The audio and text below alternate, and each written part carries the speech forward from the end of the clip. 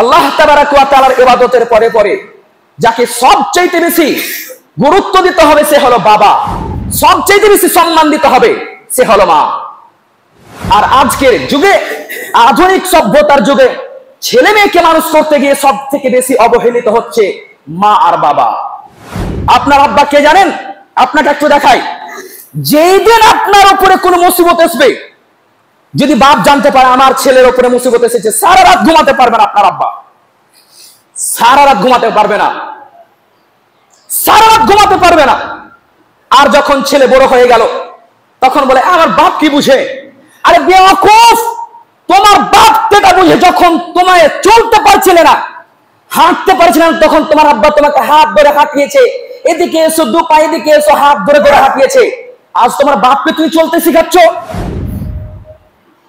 বাবার উপরে জোর গলায় কথা বলি আমরা।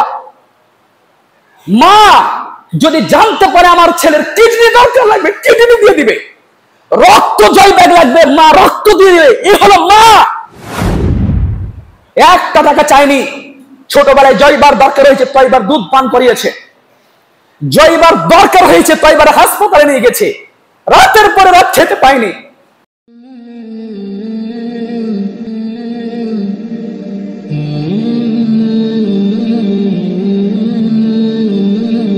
আজকে আমার বক্তব্যের বিষয় হলো পিতামাতার অধিকার। আজকে আমাদের ব্যক্তি জীবনে, সাংসারিক জীবনে, আধুনিক সভ্যতায় সবচেয়ে যেটি বেশি মানুষের প্রয়োজন জানা, সেটি মানুষ জানে না। যেটি মানুষের বেশি অবহেলার পাত্র, সেটা হলো মা আর বাবা। পৃথিবীতে আল্লাহ তাবারাক ওয়া তাআলা যাকে সবচাইতে বেশি সম্মান দিতে বলেছেন, তার সাথে আমরা আজকে চাকরের মতো ব্যবহার করি। তাকে আমরা আমাদের 5 পয়সা মূল্য দেই না।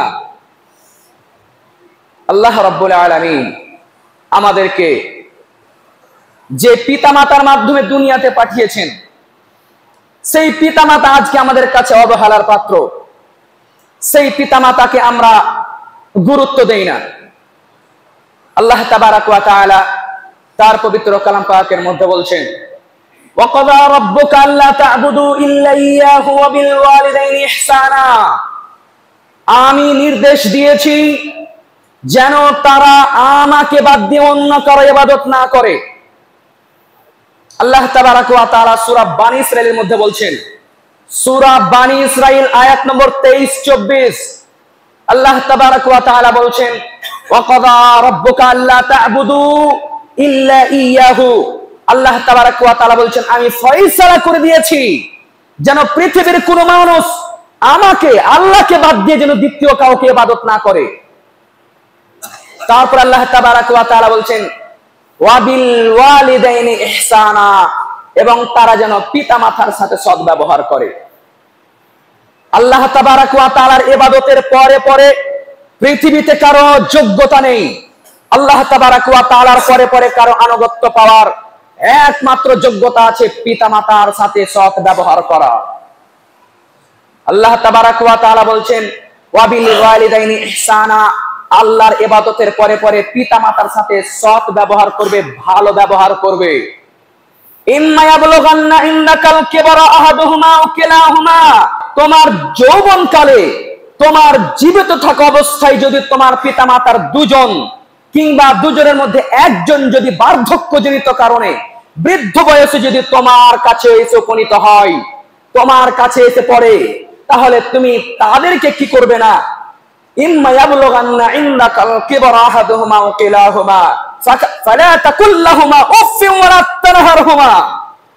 তোমার কাছে যখন তোমার বাবা মা দুজনেই কিংবা তাদের মধ্যে একজন যখন বৃদ্ধ বয়সে তোমার সাহারা হয়ে থাকবে, তখন তুমি তাদেরকে উফ শব্দটি বলতে পাবে না। মানে অসহ্য লাগছে, মায়ের কথা শুনে অসহ্য লাগছে, কি নোংরা, আমার বাপের চরিত্র খারাপ, আমার মায়ের মুখের ভাষা ভালো না, জোর, কি যন্ত্রণা, যতদিন না মরবে শান্তি পাওয়া যাবে না, বিরক্তিবোধ করা যাবে না। আল্লাহ তাবারাক ওয়া তাআলা বলছেন, শব্দটিও বলা যাবে না।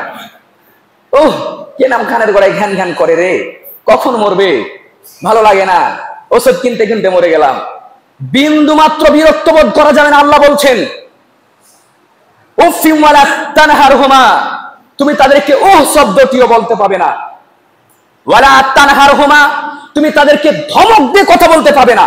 তুমি এমন কেন করলে, তেমন কেন করলে, তোমার বুদ্ধি কি রয়েছে? বাপের সাথে জোর গলায় কথা বলা যাবে না, মায়ের সাথে জোর গলায় কথা বলা যাবে না। এটা আমার কথা নয়, আল্লাহ তাআলা নিজে বলছেন সূরা বানী ইসরাঈল আয়াত নম্বর 23-24। তাহলে আল্লাহ তাবারাক ওয়া তাআলার ইবাদতের পরে পরে যাকে সবচেয়ে বেশি গুরুত্ব দিতে হবে সে হলো বাবা, সবচেয়ে বেশি সম্মান দিতে হবে সে হলো মা। আর আজকের যুগে, আধুনিক সভ্যতার যুগে, ছেলে মেয়েকে মানুষ করতে গিয়ে সব থেকে বেশি অবহেলিত হচ্ছে মা আর বাবা।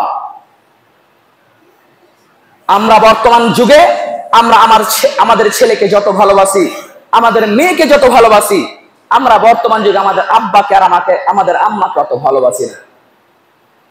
মাকে তত ভালোবাসি না যত নিজের মেয়েকে ভালোবাসি, বাবাকে তত ভালোবাসি না যত নিজের ছেলেকে ভালোবাসি।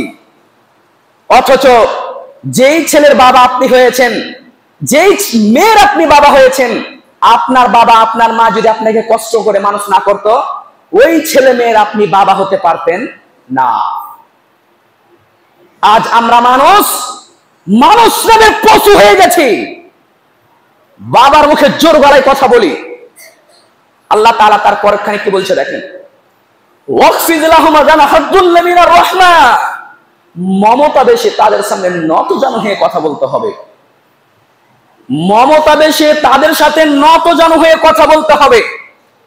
তাফসীরগণ তাফসীর করছেন, পাখি যেমন তাদের বাচ্চাকে ঢেকে রাখার জন্য, যেমন ছায়া দেওয়ার জন্য চারদিকে পাখা বিছিয়ে রাখে, তেমনি তাদের সামনে বাবা মাকে ঢেকে রাখতে হবে আদরে মমতাময়ের সাথে।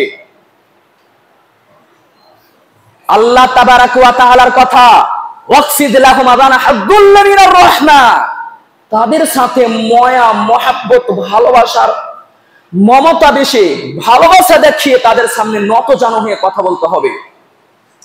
পাখি যেমন করে তার বাচ্চাকে ঢেকে রাখে, পাখি যেমন ওপর থেকে উঠতে উঠতে যখন নিচে নামে যখন পাখা মেলে থাকে, তেমন করে বাপের উপরে মায়ের উপরে হাত মেলে থাকতে হবে, যেন আব্বার কোনো ক্ষতি না হয়, মায়ের কোনো কষ্ট না হয়। যদি কোনো কষ্ট আসে আগে আমার উপরে আসুক, আমার মায়ের উপরে কষ্ট আসার আগে আমার উপরে আগে আসুক। যেমন করে পাখি তার বাচ্চাকে ঢেকে রাখে, তেমন করে সন্তানদের তার মাকে এবং তার বাবাকে ঢেকে রাখতে হবে সমস্ত রকম মুসিবত থেকে। আল্লাহ তাআলা বলছেন ওয়াকফিজ লাহুমা জানাহাদ্দুল্লা মিনার রাহমা, তাদেরকে নতজানু হয়ে কথা বলতে হবে। মানে কোনো কথা বলতে গেলে কথা জোর হবে না, মায়ের সামনে কথা জোরে হবে না। যতই মা ভুল করুক, যতই বাপ ভুল করুক, বাপ যতই ভুল করুক, কথা ভালো করে শুনে রাখবেন। বাপ যতই ভুল করুক আর মা যতই ভুল করুক, তাদের সামনে জোর গলায় কথা বলা যাবে না, নম্র ভাবে কথা বলতে হবে। আপনার মা যেটা করছে সেটা ভুল, আর ভুল করছে এটাও ঠিক যে ভুল করছে। আপনার আব্বা কোনো কাজে ভুল করছে এটাও ঠিক, তারপরেও তার সামনে জোরে কথা বলা যাবে না। কে বলেছে কথাটা? আল্লাহ তাআলা বলেছেন ওয়াকফিজ লাহুমা জানাহাদ্দুল্লা মিনার রাহমা, তাদের সামনে নতজানু হয়ে কথা বলো, ভদ্রতার সাথে কথা বলো, নম্র হয়ে কথা বলো।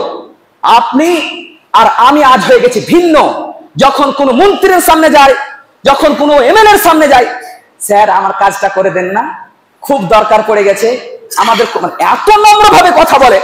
আর বাড়িতে যখন আসে তখন মায়ের সামনে জোর গলায় কথা বলে।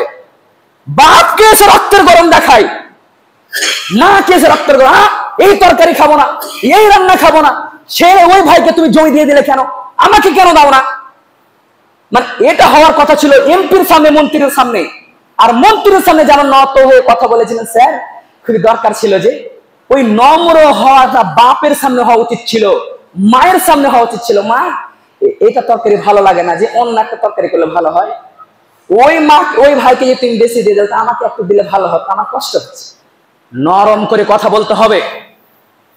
আজ আমরা মন্ত্রীর সামনে কথা বলি নম্র করে, বন্ধুর সাথে আসসালামু আলাইকুম, ভালো আছেন স্যার, আর মায়ের সামনে এসে কে করতে বলেছে, আমার ছেলেকে খেতে দাওনি, আমার টাকা আমার ভাইয়ের ছেলেকে খেতে দাও, বোনকে জমি লিখে দিয়ে দিয়েছো। কাকে বলছে? মাকে বলছে। কাকে বলছে? আব্বাকে বলছে। কে বলছে?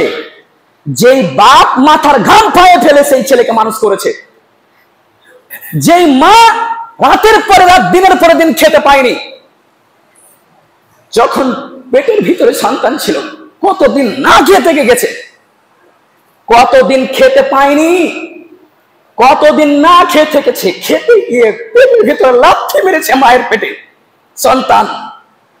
আর সেই মা বলেনি যে আমার ছেলেকে আল্লাহ তুমি নষ্ট করে দাও, কোন সময় দোয়া করেনি, বলেছে আল্লাহ আমার ছেলে আর আমি দুজনে যেন সুস্থ থাকি, আমার ছেলে বড় হবে, আমার ছেলেকে ইঞ্জিনিয়ার বানাবো, আমার ছেলেকে আলেম বানাবো, আমার ছেলেকে মাস্টার বানাবো। ভিতর থেকে লাথি খায় আর দোয়া করে আমার ছেলে যেন বড় হতে পারে। আর বড় হয়ে আমরা বউ হওয়ার পরে, ছেলে হওয়ার পরে এখন ভিতর থেকে লাথি মারছিলাম মায়ের ভিতরে, আর বড় হয়ে লাথি মারছি মায়ের মুখে, বাপের মুখে। এই আমরা মুসলমান। আমাদের আল্লাহ তাবারাক ওয়া তাআলা তার পবিত্র কালাম পাকের মধ্যে তাদের সামনে নতজানু হয়ে কথা বলতে হবে, নরম করে কথা বলতে হবে, যতই ভুল করুক বাপ আর মা। তারপর আল্লাহ তাবারাক ওয়া তাআলা বলেছেন ওয়াকুর রব্বির হামহুমা কামা রাব্বায়ানি সগীরা, তাদের জন্য দোয়া করবে, রব্বির হামহুমা, হে আমার প্রতিপালক তাদের প্রতি দয়া করুন, কামা রাব্বায়ানি সগীরা, যেমন করে ছোটবেলায় আমাকে লালন পালন করেছিল, আদর করে মানুষ করেছিল, তাদের জন্য দোয়া করতে হবে। আপনি এমন একজন অপদার্থ ছেলে, দিনে একবার বাপের জন্য দোয়া করেন না, দিনে একবার মায়ের জন্য দোয়া করেন না। কেমন সন্তান আপনি, কেমন সন্তান আপনি, আপনার মায়ের জন্য দোয়া বের হয় না? কেমন সন্তান আপনি, আপনার আব্বার জন্য দোয়া বের হয় না? আপনি খুবই শিক্ষিত লোক, আপনি খুবই বিশাল বড় বিজনেসম্যান, কেমন করে বিজনেসম্যান হয়েছেন চাচা? আপনার মা কষ্ট করে মানুষ করে বড় করেছে তাই। আজকে আপনি মাস্টার, আপনার আব্বা কষ্ট করে পড়িয়েছে তাই। আপনার আব্বা কে জানেন? আপনাকে একটু দেখাই।